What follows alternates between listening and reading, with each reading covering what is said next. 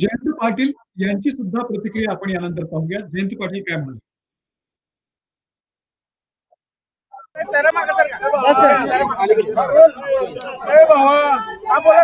ईश्वरपूरच्या निवडणुकीत भाजपने अनेक आमिष दाखवले, अनेक रतिभारती राज्याच्या मुख्यमंत्र्यांची सभा झाली, मात्र मतदारांनी तुमच्यावर विश्वास ठेवत एक हाती सत्ता दिली. नगराध्यक्ष पदाचे उमेदवार आनंदराव मलगुंडे दादांना प्रचंड मतांनी निवडून दिलं. काय सांगाल, कसं बघताय इकडे? पुरण ईश्वरपूरच्या जनतेचे लाख लाख आभार मानेन मी. त्यांनी विकासाच्या मुद्द्याला, त्यांनी पुरोगामित्वाला, त्यांनी या उरण ईश्वरपूरच्या जो मागे राहिलेला मागच्या 9 वर्षाचा अधोगतीचा इतिहास आहे, त्या सर्वांच्याकडे बघून आनंदराव मलगुंडेंच्यासारखा एक अजातशत्रू, माझा सहकारी गेले अनेक वर्ष असणारा नेत्याला या शहराचा नगराध्यक्ष म्हणून काम करण्याची त्यांनी संधी दिलेली आहे. या शहराला आम्ही पुन्हा एकदा विकासाच्या रुळावर आणण्याचा पण करूनच ही निवडणूक लढवलेली होती. आणि विकासाला हे शहर किती प्रतिसाद देतं हे आज नाही, गेले 40 वर्ष सतत एक अपघात सोडला तर कायम सतत या शहरात दिसलेला आहे. मी आनंदराव मलगुंडे आणि आमचे 22 नगरसेवक ते निवडून आलेले आहेत आणि त्याचबरोबर 8 आमचे नगरसेवक पराभूत झालेत. त्या सर्वांना बरोबर घेऊन आम्ही या शहराचा विकास चांगला करू. जे आता नव्याने आमच्या विरोधात निवडून आलेले आहेत त्यांना देखील विश्वासात घेऊन या शहराचा चौफेर विकास करण्याचं काम आम्ही नक्की करू. या शहरातल्या अनेक प्रश्नांची सोडवणूक करण्यासाठी माननीय मुख्यमंत्र्यांनी येऊन या ठिकाणी भाषण करून बरेच घोषणा केलेल्या आहेत. त्या सगळ्या घोषणा मला खात्री आहे मुख्यमंत्री पूर्ण करतीलच असा माझा विश्वास आहे. पण आम्ही सगळे पूर्ण ताकद देऊन या शहराचा विकास करून हे शहर पुन्हा एकदा पूर्वपदावर आणू हा माझा विश्वास आहे. जी लाईन प्रचाराची तुम्ही धरली होती की उमेदवारी जे विरोधी पक्षातील लोकांना दिली, त्यांनी त्याला तुम्हाला प्रतिसाद दिला असं वाटतं का? त्या मला वाटतं की तोही एक महत्त्वाचा मुद्दा ठरला या निवडणुकीत आणि लोकांनी त्याला प्रतिसाद दिला. आणि मला विधानसभेत जेवढं मताधिक्य या शहराने दिलं, जवळपास तेवढंच मताधिक्य माझ्या उमेदवाराला देऊन या शहराने एक वेगळाच आपली भूमिका ठाम असल्याचं पुन्हा एकदा सिद्ध केले. विधानसभेला तुम्ही गुलाल खेळला नव्हता विजयानंतर, पण आज तुम्ही गुलालात नाहून गेलाय.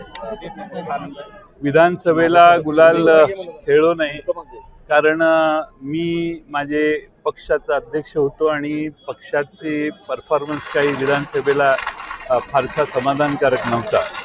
पण आज मी या शहरावर आणि आष्टा नगरपालिका, जी या माझ्या मतदारसंघातली दुसरी नगरपालिका आहे, त्या ठिकाणी देखील प्रचंड मताधिक्याने विशाल शिंदे आणि तिथले 24 पैकी 23 उमेदवार हे आष्टा जनतेने निवडून दिलेले आहेत. तिथे बानामती किंवा लिंबू फिरवण्याचा प्रयत्न हा आष्ट्याच्या सुजाण, सुशिक्षित आणि प्रगतिशील असणाऱ्या शेतकऱ्यांनी आणि सामान्य नागरिकांनी मोडून काढला. याबद्दल आष्ट्याचं विशेष अभिनंदन केलं पाहिजे. आज आष्टा शहराच्या विकासाची देखील आम्ही सगळ्यांनी जी कमिटमेंट केली आहे त्याच गतीनं त्या शहराचा देखील आम्ही विकास करू. निवडणुकीच्या काळात आपण म्हटलं होतं की जर का सत्ता आली तर शास्त्रीकरण बंद करणार, तो पहिला ठराव आम्ही करणार आहोत. आमच्या कमिटमेंट आम्ही पाळतो. राज्यातल्या निकालाचा काही आढावा थोडक्यात मी नाही घेतलेला. पाहिलं तर युतीची सत्ता आली आहे राज्यामध्ये, स्वाभाविक आहे, पण आम्ही अजून निकाल पाहिलेला नाही. पण मी असं ऐकलं की युतीच्या मधल्या तिन्ही घटकांचा बऱ्यापैकी चांगला विजय वेगळ्या ठिकाणी झालेला दिसतो. विधानसभा निवडणूक असेल, नगरपालिका वेळेला जयंत पाटील यांना टार्गेट केलं जातं. तुमच्यावर अनेक वेळा टीका केली, पण या निवडणुकीत किंवा विधानसभेच्या निवडणुकीत कुणावरही टीका न करता विकासाच्या मुद्द्यावर जिंकलात. कसं बघता याकडे? या वाळवा विधानसभा, इस्लामपूर किंवा ईश्वरपूर विधानसभा मतदारसंघ जो आहे हा विकासासाठी आणि अतिशय सुजाण नागरिकांचा प्रचंड मोठी इतिहासाची परंपरा असणारा हा मतदारसंघ तालुका आहे. इथं चांगलं काय आणि वाईट काय हे ओळखणारी चाणाक्ष मतदार आहेत. त्यांचा आशीर्वाद आज नाही, 40 वर्ष सतत मला लाभलेला आहे आणि त्यांच्या आशीर्वादानेच मी इथंपर्यंत पोचलेलो आहे.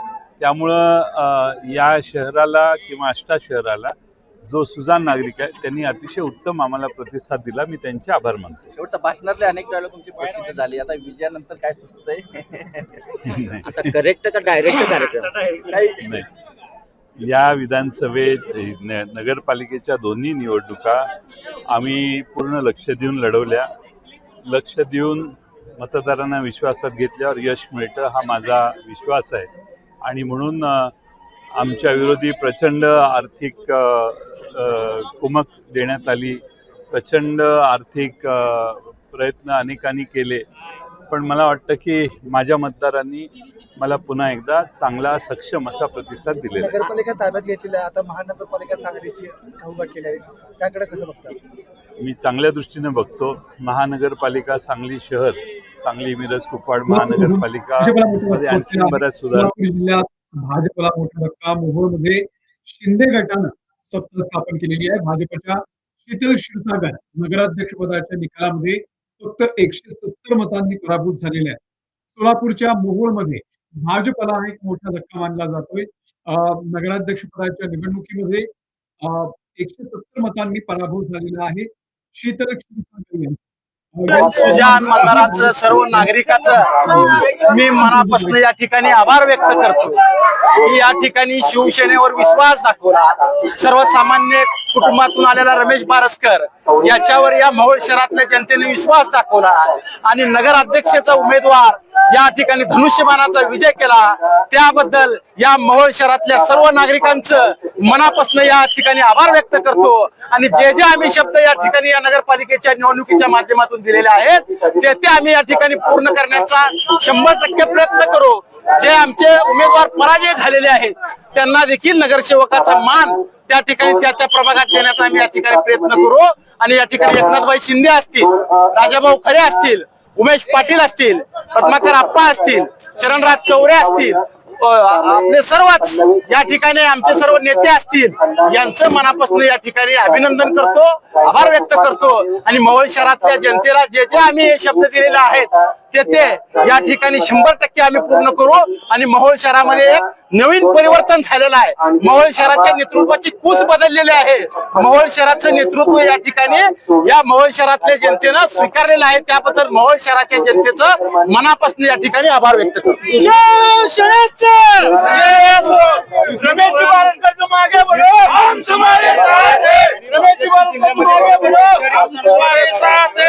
या ठिकाणी भाजपनं अतिशय अर्थकारणाचा वापर केला तरी देखील या मोहोळ शहराच्या जनतेने लागणारा पराभव जो आहे तो भाजपचा झालेला आहे.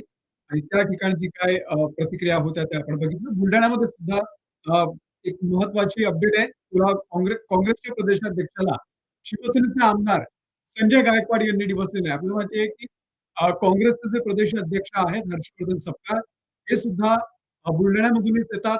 त्याच मतदारसंघातले आहेत ज्या मतदारसंघामधून सध्या संजय गायकवाड हे आमदार आहेत.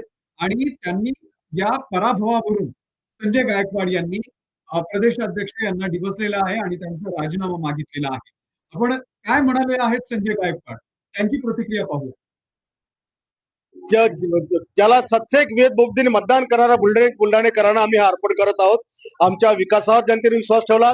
ती ट्रिपल इंजिनचं सरकार आहे, विकास शहरामध्ये होईल ही खात्री त्यांनी बाळगली. आणि 4,880 मतांनी मोठा 780 मतांनी आमचा विजय या ठिकाणी झालेला आहे. आणि अभूतपूर्व अशी 22 जागांची आघाडी आणि 2 जे अपक्ष आहेत ते पण आमच्याच पक्षाचे आहेत.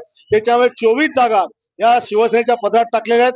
एवढं मोठं अभूतपूर्व यश आजपर्यंत बुलढाण्याच्या इतिहासात नगरपालिकेला कधी मिळालं नाही. एवढं अभूतपूर्व यश आम्हाला या ठिकाणी मिळालेलं आहे. आणि त्याच्यामुळे काँग्रेसचा प्रदेशाध्यक्ष ज्याच्या इथं 2च्या वर जागा येऊ शकल्या नाही, इतक्या फरकाने अध्यक्ष पडला, तो एवढा महाराष्ट्रामध्ये ढिंगा मारतो. त्यांनी आता राजीनामा दिला पाहिजे. त्यांनी पक्षाचं पद सोडलं पाहिजे. तो गाव जिल्ह्याच्या पदावर राहायच्या लायकीचा नाही तर तो प्रदेशावर काय काम करणार आहे. त्यांनी पद सोडलं पाहिजे. आणि जो उपऱ्याचा उमेदवार मला पाडायला उभा होता त्या भारतीय जनता पक्षाने त्याला तिकीट दिला. भारतीय जनता पक्षाला माझं आव्हान आहे, अजूनही आपण चांगल्या पक्षाच्या लोकांच्या हाती धुरा द्या आणि या उपऱ्याच्या कमरात लात काढून याला बाजूला करा. तेव्हा कुठे आपला भाजप सेना युती चांगल्या पद्धतीने या ठिकाणी काम करेल. तुर्तास बुलढाणेकरांनी जो विजय मिळवून दिला त्याच्याबद्दल मी त्यांचे आभार मानतो. धन्यवाद.